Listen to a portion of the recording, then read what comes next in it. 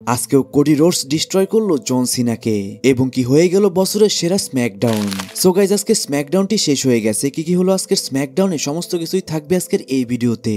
আজকের স্ম্যাকডাউনের শুরুতেই parking lot থেকে টামাটঙ্গার হাত ভেঙে দেয় এলে নাইট। তারপর সেথ রোলেন্স রিংয়ে আসে। সেথ রোলেন্স রিংয়ে আসার পরেই অডিয়েন্সরা সিএম পাঙ্ক এবং রোমান রেঞ্জের চ্যান্ট করছিল। তারপর সেথ রোলেন্স বলে, তোমরা সিএম পাঙ্কের চ্যান্ট করছো? সিএম পাঙ্ক কি তোমাদের কোনো কেয়ার করে? সে 10 বছর পরে রেসলিং এ ফিরেছিল, কিন্তু সে তোমাদের জন্য ফিরেনি। সে মোটা একটি চেকের বিনিময়ে অন্য একটি কোম্পানিতে ফিরেছিল। সে ডাব্লিউডাব্লিউতেও তোমাদের জন্য ফিরেনি। সে এইখানেও একটি মোটা চেকের বিনিময়ে এসেছে। তারপর সেথ রোলেন্স রোমান রেঞ্জের কথা বলে যে রোমান রেঞ্জের তোমরা ওটিসি বলে চ্যান্ট করছো, সেও কি তোমাদের কোনো কেয়ার করে? রোমান রেঞ্জ সবসময় নিজের কথা ভাবে এবং কি সে সবসময় নিজেকে মহান ভাবে। সে ডাব্লিউডাব্লিউ কে শর্টস একটা শিডিউল দেয় এবং সে হ্যান্ড পিক করে অপোনেন্ট চুজ করে। রোমান রেঞ্জ ডাব্লিউডাব্লিউ এর জন্য কোনো স্যাক্রিফাইস করেনি। আমি করেছি ডাব্লিউডাব্লিউ এর জন্য স্যাক্রিফাইস। আমি 12 বছর আগে যখন শিল্ডে জয়েন করেছিলাম তখন পল হেইমেন এবং সিএম পাঙ্ক আমাকে অনেক হেল্প করেছিল।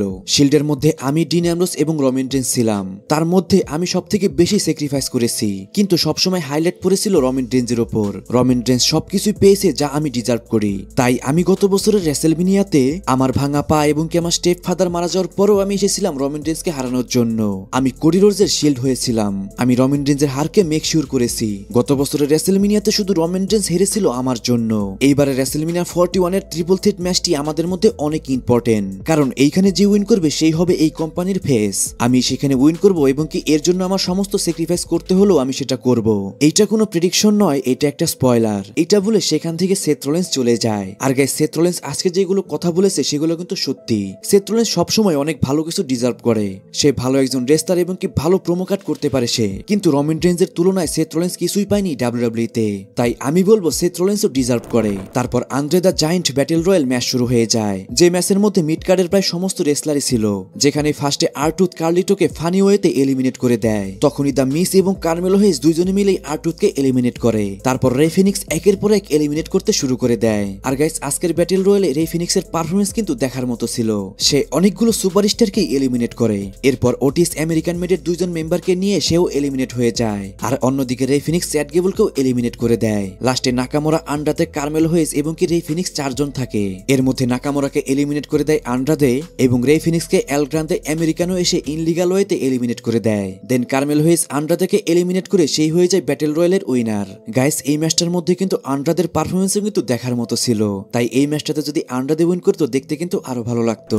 তারপর Motor City Machine Gun versus Street প্রফিটের মধ্যে ট্যাগ টিম চ্যাম্পিয়নশিপ ম্যাচ শুরু হয়ে যায়। ম্যাচটি ভালোই ছিল, কিন্তু ম্যাচের মাঝখানে ইন্টারাপ্ট করে দেয় ডিআইওয়াই সেখানে সবাইকে মেরে সেখান থেকে টাইটেল নিয়ে পালিয়ে যায়। আর গাইস, এর মাধ্যমে কিন্তু এই ম্যাচটাও ডিসকোয়ালিফিকেশনের কারণে শেষ হয়ে যায়। তারপর নিকোল ডিস তাদের 3 টিমের মধ্যেই নেক্সট উইকের স্ম্যাকডাউনে একটি টিএলসি ম্যাচ ফাইনাল করে দেয়। তারপর র্যান্ডি অর্টন রিংয়ে আসে। র্যান্ডি অর্টন রিংয়ে আসার পর থেকেই অনেক রেগেছিল।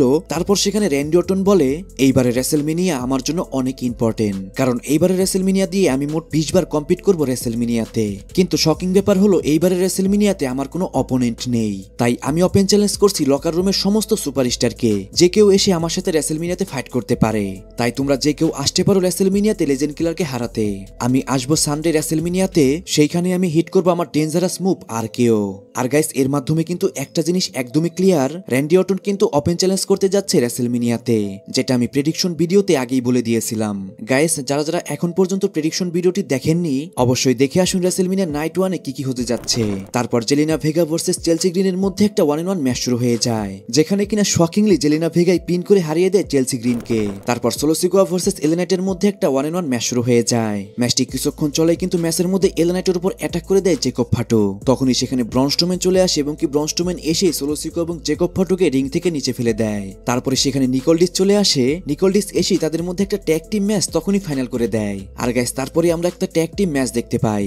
সেই ট্যাগ টিম ম্যাচটা মোটামুটি ভালোই চলে। লাস্টে সেখানে সোলো সিকোয়াকে একটা বিএফটি হিট করে এলেনাইটটাকে পিন করে এই ম্যাচটার মধ্যে উইন করে যায়। গাইস, আমার তো সবসময় খারাপ লাগে শুধু সোলো সিকোয়াকে দেখে। সোলো সিকোয়াকে কিছুদিন আগে ম্যাসিভ পুশ করা হচ্ছিল, আর সেই সোলো সিকোয়াকে এখন সহজে পিন করে হারাচ্ছে এলে নাইট। তারপর Rey Fenix, Rey Mysterio, Dragon only versus American মেডের মধ্যে একটা 6 ম্যান ট্যাগ টিম ম্যাচ শুরু হয়ে যায়। লম্বা একটা ম্যাচ ছিল যেখানে কিনা রে ফিনিক্সের টিমই উইন করে যায়। আর গাইস এই ম্যাচের মধ্যে কিন্তু রে মিস্টিরিও হালকা পাতলা একটু ইনজুরিতে পড়ে যায়। সেই ইনজুরিটা কি একটু বড় নাকি ছোট ইনজুরি সেটা কিন্তু আমরা জানতে পারবো আগামীকালের ম্যাচের মধ্যেই। তারপর কোডি রোডস রিং এ আসে। সে এসেই কিছু বলতে বলতে সেখানে তখনই জন সিনার মিউজিক হিট হয়ে যায় আর চলে আসে আমাদের 16 টাইম ওয়ার্ল্ড চ্যাম্পিয়ন জন সিনা। জন সিনা আসার পরে অ্যাজ ইউজুয়াল অর্ধেক অডিয়েন্সরা জন সিনার চ্যান করছিল এবং অর্ধেক অডিয়েন্স জন সিনার সাকসেস চ্যান করছিল। তারপর জন সিনা কোডি রোডসকে বলে, লাস্ট টাইম আমি তোমাকে বলেছিলাম তোমার যত দিন যাবে তোমার টাইটেলটা অতটা ভারী হয়ে যাবে, তাই আমি দেখতে পাচ্ছি তোমার টাইটেলটি এখন তোমার কাছে অনেক ভারী হয়ে গেছে, এর জন্য তুমি হেরে যাবে রেসেলমিনিয়াতে।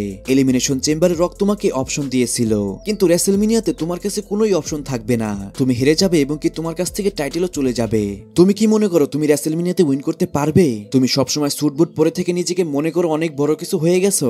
তুমি কি সবসময় জন সিনাকে ফলো করো তাই তুমি কি মনে করেছো জন সিনা হয়ে গেছো? তুমি যখনই রেসেলমিনিয়াতে হেরে যাবে তখনই সবাই তোমাকে ভু করতে শুরু করে দিবে এবং তখনই তুমি বুঝতে পারবে তুমি কোনো ক্যাপ্টেন নও। তারপর কোডি রোডস বলে, তুমি সবসময় বলো তুমি ট্যালেন্ট, তোমাকে একটি কথা বলছি, দেখো তো এই ক্যামেরাম্যানকে তুমি চিনো কিনা, এছাড়াও তুমি লকার রুমে যারা যারা রয়েছে সবাইকে কি তুমি চিনো? আমি জানি তুমি কাউকে এখানে চিনছো না কারণ এইটা নতুন WWE। এরপর কোডি রোডস জন সিনাকে আরো কিছু কথা বলে এবং কি লাস্টে সে জন সিনাকে বলে আন্ডাররেটেড। এইটা শুনে তো ভাই জন সিনা অনেক রেগে যায়। সে কোডি রোডসকে কিছু বলতে বলতে সে কোডি রোডসকে একটা হিট করতে যায় কিন্তু কোডি রোডস সেটাকে কাউন্টার করে তার ফিনিশার ক্রসরোডে বদলে দেয় এবং কি জন সিনাকে তার ফিনিশার হিট করে দেয়।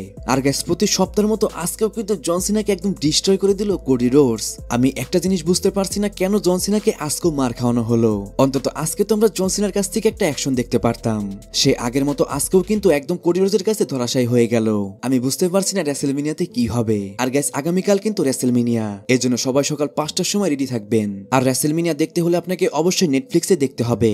এছাড়াও রেসেলমিনিয়ার সমস্ত আপডেটই কিন্তু আমি খুব তাড়াতাড়ি আপলোড দেওয়ার চেষ্টা করব, এর জন্য আমার চ্যানেলের সাথে থাকতেও ভুলবেন না গাইস। এরই মাধ্যমে কিন্তু আজকে স্ম্যাকডাউনটিও শেষ হয়ে যায়। অনেকদিন পর দেখতে গেলে ওভারঅল অনেক ভালো একটি স্ম্যাকডাউন আজকে আমরা দেখতে পেলাম। সো গাইস আজকের ভিডিও এই পর্যন্তই। রেসলিং সম্পর্কে সমস্ত নিউজ এবং আপডেট জানার জন্য চ্যানেলটিকে সাবস্ক্রাইব করবেন। আর কোনো কিছু জানতে হলে অবশ্যই কমেন্টে জানাবেন।